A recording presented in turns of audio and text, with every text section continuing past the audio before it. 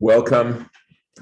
Baruch atah Adonai Eloheinu melech haolam asher kitshanu b'mitzvotav v'tzivanu la'asok b'divrei Torah.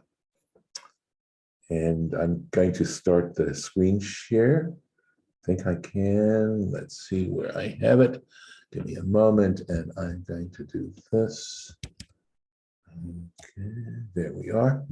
That should make it easier to do.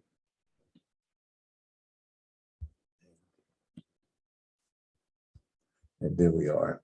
So you can see that we are in the Parsha of Tisa, and it comes slap bang in the middle of the construction of the Tabernacle, although it also mentions the construction and some other details. It starts off, we started this actually last year, as you can see, we are into the Parsha a little bit, with the half shekel contribution. And Rashi is going to explain to us some more details about that half shekel contribution.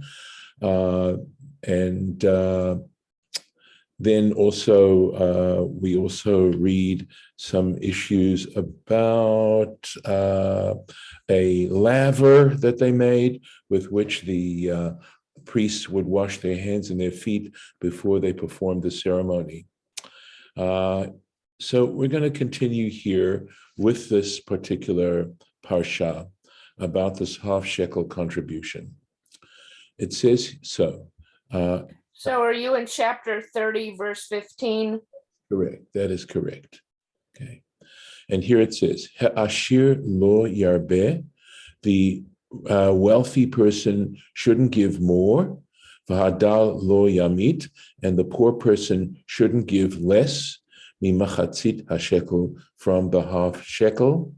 La'tet et trumat Hashem, to donate the gift, you might call it, of Hashem, or the truma donation, lechaper al nafshotechem, in order to atone for your souls.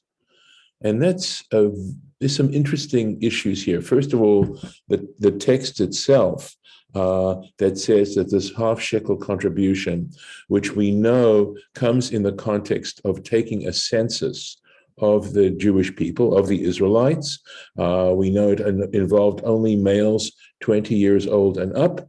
We were talking specifically about numbering these males so that they could serve in the army, because at this point, they had not been given the 40 years punishment. They were going to head on into the land of Canaan in order to conquer it. And so they had to start organizing themselves as a military force to conquer the 7 nations that were in the land of Canaan. And so we read about this here, and we read that they're not to actually take a census except by means of this half shekel contribution. If you go back to last year's session, the last session we did last year, I was reading a lengthy Torah Tamima, which explains that even though it says the wealthy should not give more and the poor should not give less, in the Talmud, it understands that as more of a suggestion rather than a command. And they talk about the fact that, in fact, the wealthy did give more and the poor did give less. And Torah Tamima goes into discussing, well, if that was the case, then how would they get an accurate count? And he explains how that could still happen. Essentially, they'd club together, that is, rich people and poor people could make a group, and they knew exactly what the total should be in order to get an accurate count. So, for example, if there were 10 people in the group, regardless, you'd want to see 50 shekels, right? Or rather, 5 shekels. It's a half shekel contribution. And then it explains how much the shekel was, that it was Esrim Geirah, it was 20 Geirahs. So the rich people might give more and the poor people might give less, but as long as they came up with a total of 5 shekels, it would be okay. So that's summarizing the Torah Tamima from last year. So let's go into the Rashi on this here. So it says, he goes, forgive me, let's see if this will work. No, it won't. Oh, my heavens. Okay, let's see what I can do here. All right, so it says, L'chaper al nafshotechem, to atone for your souls. He explains this. Shelo tinakpu al yedei minyan, so that you should not be plagued by means of taking account. So there was a sense in this culture that when you started to number things by numbering them directly, for those of you who know about the Ein Hara, the evil eye, somehow doing that would lend those objects vulnerable to plague. Somehow it made things vulnerable. And so that's why they would substitute this half shekel for the soul of the person. Let's keep going. Davar acher. So in other words, to atone for your souls, the idea that if anything was found faulty with any one of those souls, they would be troubled by a plague. It could be deadly. And we read about David doing such a thing and there being a plague as a result of it. At any rate, so much for that. Davar acher, another interpretation. Lechaper al nafshotechem, to atone for your souls. Lefi she rimez lahem kan, because he suggests to them, he hints to them kan here, shlosha trumot. There are three donations, three sets of donations. Shenichtav kan, Trumat Hashem Gimel Pa'amim, because here the allusion is the fact that the text writes the phrase Trumat Hashem 3 times. So let's take a look at how this is the case. And I actually put in a little note to number them. So here is Truma Hashem first time. And on this page, we see it here, Trumat Hashem a second time, and a third time, Trumat Hashem. And this would come under remez. You know that is one of the 4 ways in which one can interpret the Torah. It's because it doesn't say it directly. It's just a suggestive idea that gets pulled out of the text because of the question as to why it would have to repeat this particular phrase 3 times and couldn't just substitute a pronoun of some kind instead of mentioning the noun itself 3 times. So it suggests 3 trumot, 3 different trumot. Trumat adanim, right? Achat trumat adanim. One would be the truma of the sockets.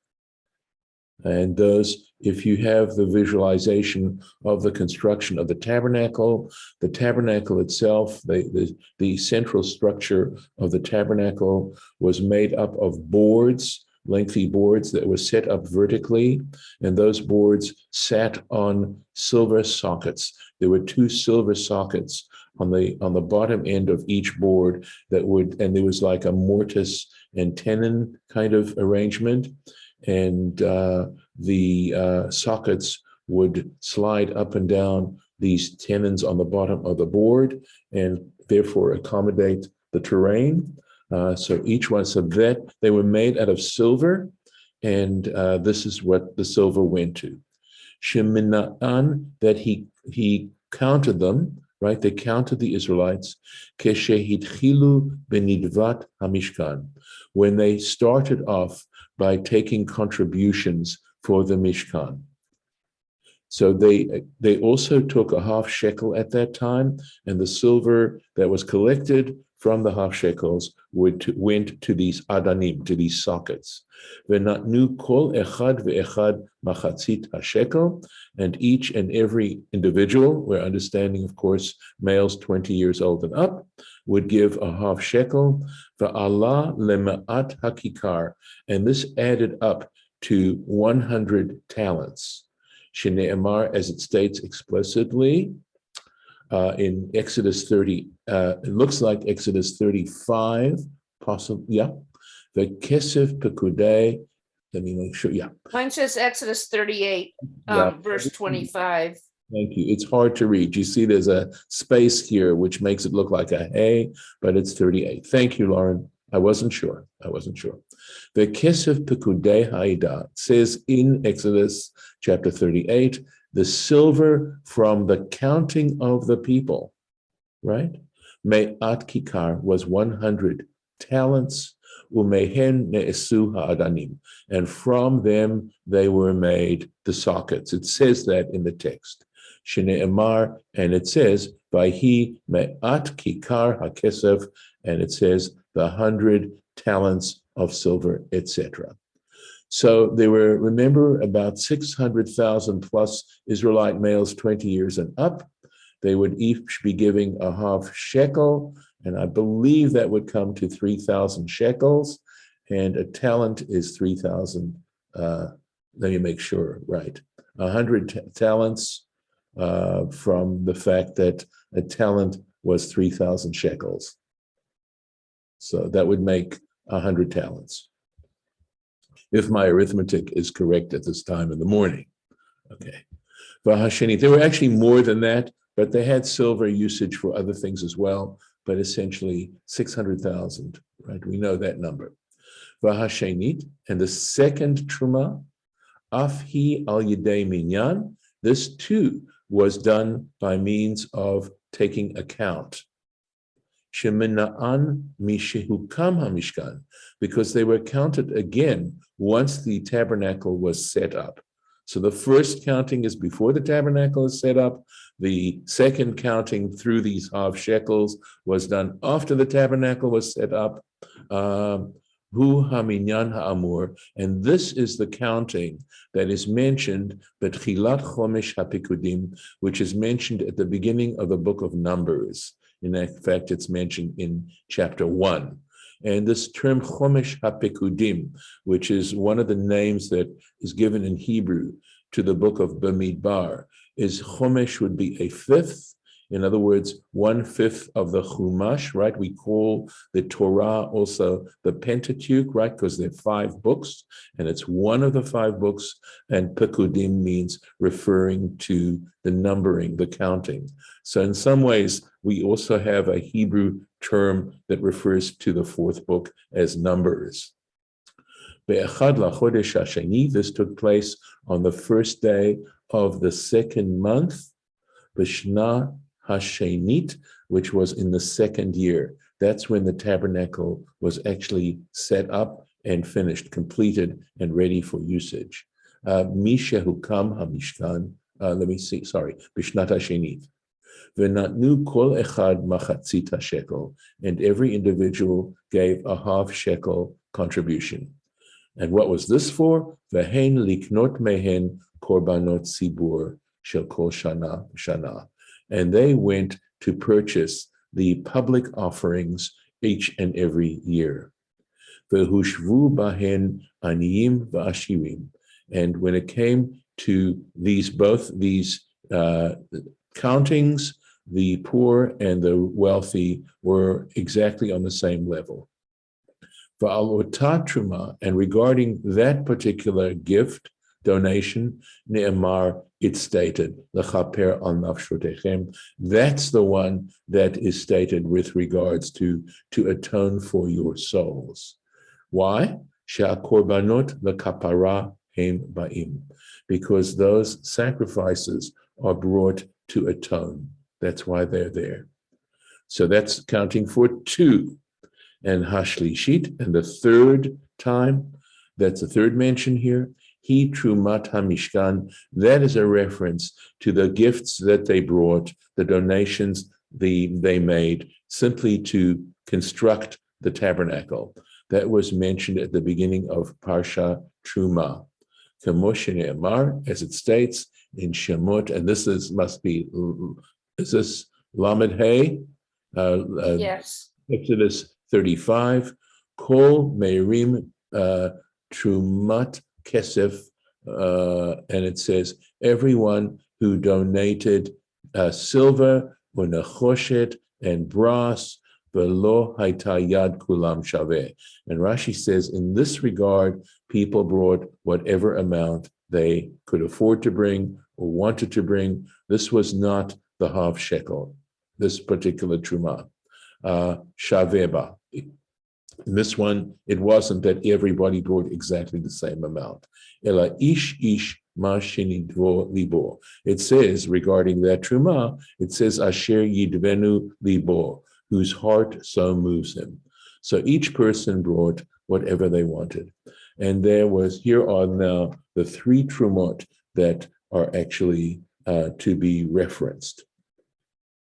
So there's a custom, I just actually read it this year for the first time in the conservative Luach, that of course we're coming up this coming week to Parshat Shkalim. That's purely a coincidence that we're reading from that in the regular Torah reading cycle. It's a coincidence.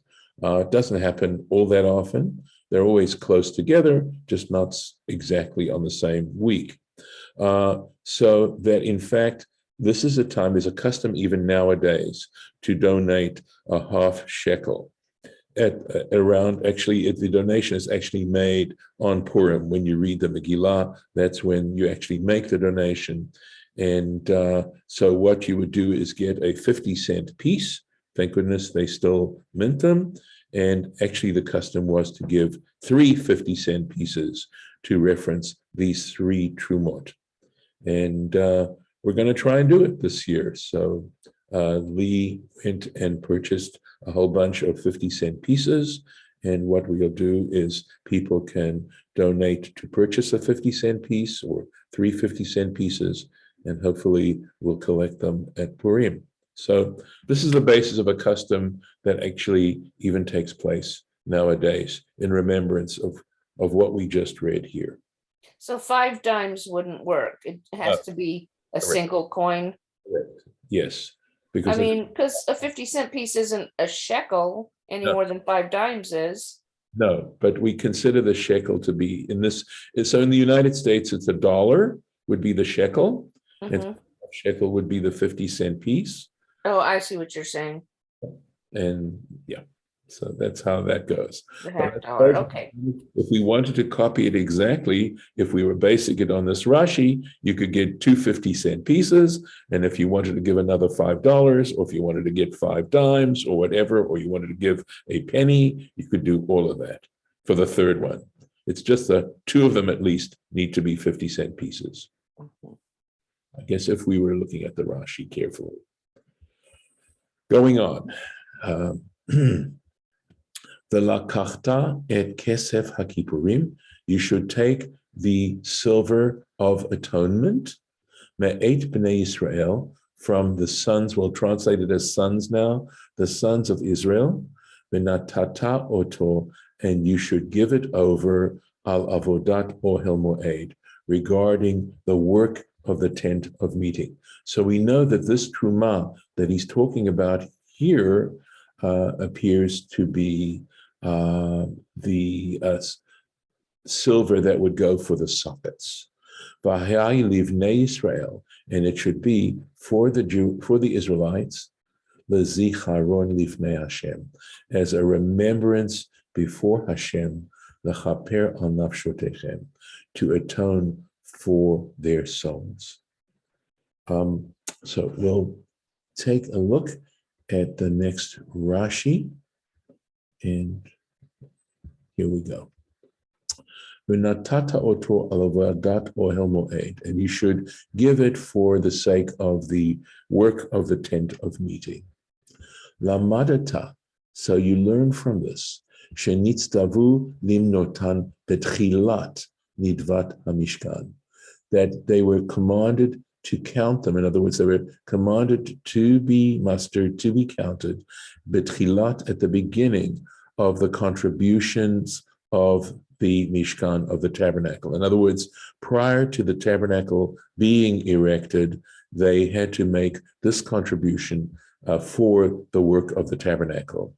Achar ma'aseh ha'egel, and this happened after the incident of the golden calf.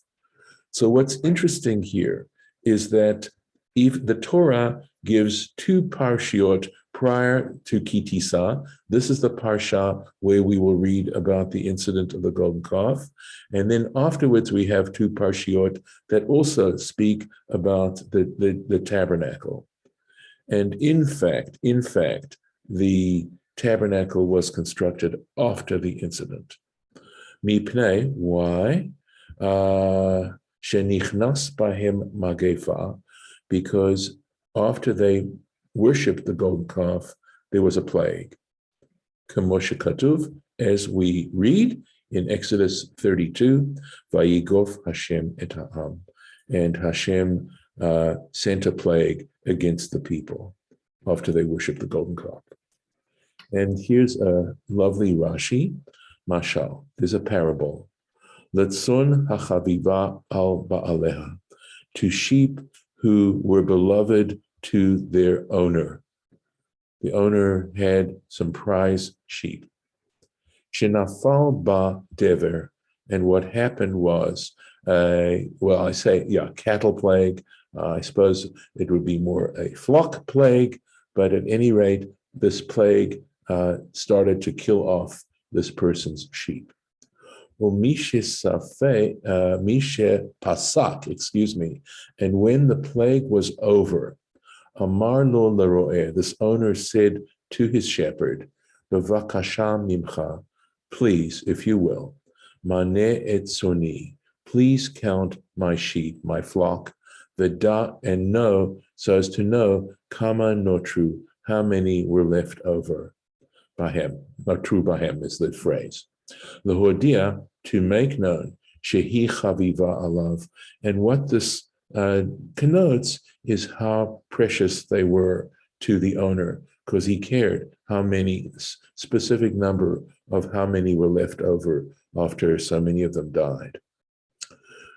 So, of course, the parable is that the owner is God and the shepherd is Moses and the flock is the flock of Israel, and that God said, explaining why God says to Moses specifically to count the people at this particular point, and that it's actually an indication of divine love.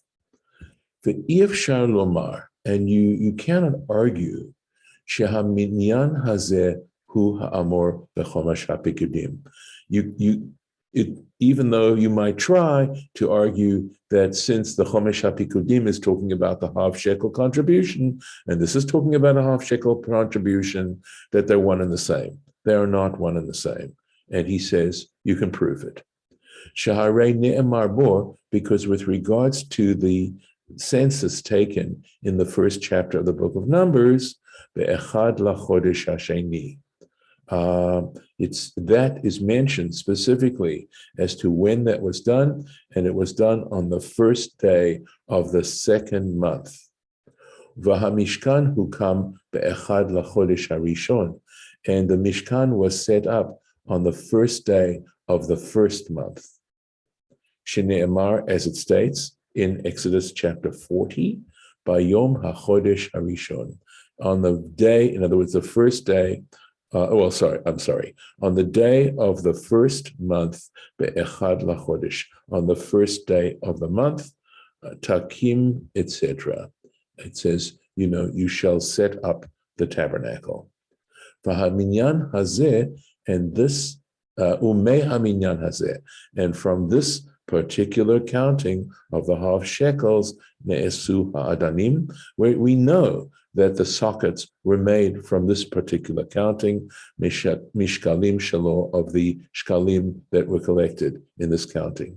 Shene'emar, as it says, and this is clearer now, in Exodus 38, Lamed Chet, Vahi me'at kikar kesef, it says, and 100 talents of silver, latzeket, etc., were made to cast the sockets. And so from this you can conclude sheshtayim hayu, that in fact there were two sensai, I guess, right? Echat b'tchilat nidvatam, at the beginning when they made the donations for the construction of the tabernacle, achar yom hakippurim, and this was interesting that it took place after the Day of Atonement. that's when it was set up. And I thought, wow, never realized that again. But because I never read it anywhere. But the fact that Sukkot follows Yom Kippur, where we set up tabernacles, could allude to the construction of the tabernacle, and the fact that that God asks the Israelites to set up the tabernacle after Yom Kippur, when Yom Kippur represents the time when God forgave Israel, the Israelites, for the sin of the golden calf, and that's why it's become the Day of Atonement for all subsequent generations, that Sukkot also is connected to it. Until I read this Rashi in preparation for this particular class, never made that connection. Okay, and that was Yom Kippurim Bashana Harishona, in the first year. Va'achat Bashana Shniya, and one happened in the second year. Iyar, in the month of Iyar, which is the second month, right? Nisan, Iyar, second month. Mishahukam Hamishkan, once the tabernacle was actually erected. And of course, just to remind you that second shkalim counting went for the offerings, for the sacrifices. The imtomar, so you could argue about that. You could argue against that and say, "V'chi efshar shebishneim hayu Yisrael shavim shesh me'ot elef v'shloshet alafim v'chamesh me'ot v'chamishim." Is it possible, because the counting was identical, that on both sense, in the 1 year they were 600,000, 3,550 in the first year, and they were exactly the same number the second year? Is that possible? Because with regards to the silver that was collected, it stated this. It stated also with regard to that was the number of people. Vayu kol hapekudim shesh ma'ot elef. It says in Bamidbar Aleph, the entire counting was 600,000, 3,550. How can you say that's possible if it happened in 2 different years? It's impossible that in the counting, at the time of the first counting, B'nai Yud Tet, here we go, that the 19-year-olds, Shana, the people that were 19 years old, Shelo Nimnu, who were not counted, Uvashniya Ne'esu B'nai Kaf, and then in the next year, they would now be 20 years old. And apparently it hadn't to do with the month, the specific month they were necessarily born. It had to do with the year they were born. So the next year, when the year changed, is how your age would be counted, the way they're doing it here. Tshuva l'davar. So the way we can answer this question, we have a response. Etzel shnot ha'anashim, okay, regarding the years of the people. Bashana achat nimnu. They were all counted the same year. In other words, between those two censi, they both account, in terms of people's ages, they occurred in the same year. And here we go. Aval leminyan yetziat Mitzrayim. But when we count from the Exodus from Egypt, hayu shtei shanim. That was 2 years. Why? Here it goes. The fish yetziat Mitzrayim minin minisan. Because when you count the number of years from the Exodus, you start with Nisan. That's the first month of the year, counting from the Exodus. Kamosh shaninu b'masechet Rosh Hashanah, as we learned out in the tractate Rosh Hashanah.